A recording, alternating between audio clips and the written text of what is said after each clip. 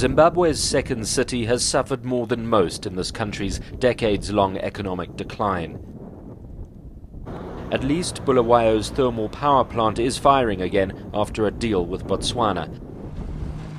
But the city council is struggling for money, and it shows on the streets. Bulawayo feels a lot freer, and dissident voices are a lot louder here than in the capital, Harare, and that's refreshing for Zimbabwe. But some say that this city and the surrounding areas have paid a terrible price for this. Most in Bulawayo and Matabeleland are Ndebele speakers, descended from Zulus who migrated from South Africa in the 1800s.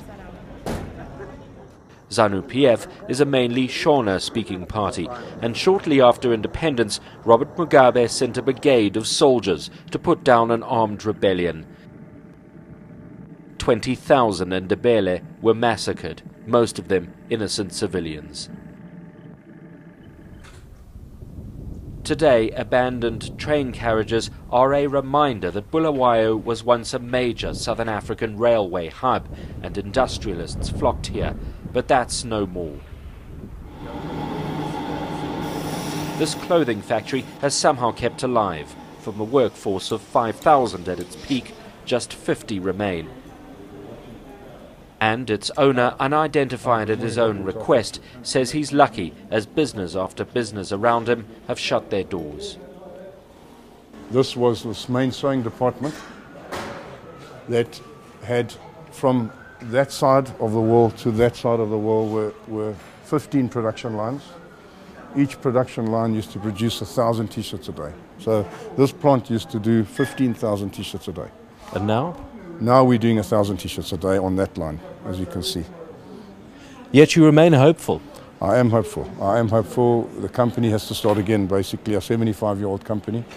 When dollarization came, we were all basically hit terribly, and the inability of getting working capital and finance, that was the biggest problem, and it still remains a challenge. Long promised central government financing has yet to come.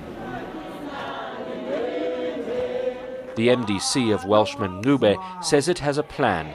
Zimbabwe needs devolution, he says, more powers for local government and more money to spend. The role of central government is only budgetary to allocate resources equitably to all regions so that they can manage the development issues in their areas. Education Minister in the Unity Government, David Coltart, is a member of the party.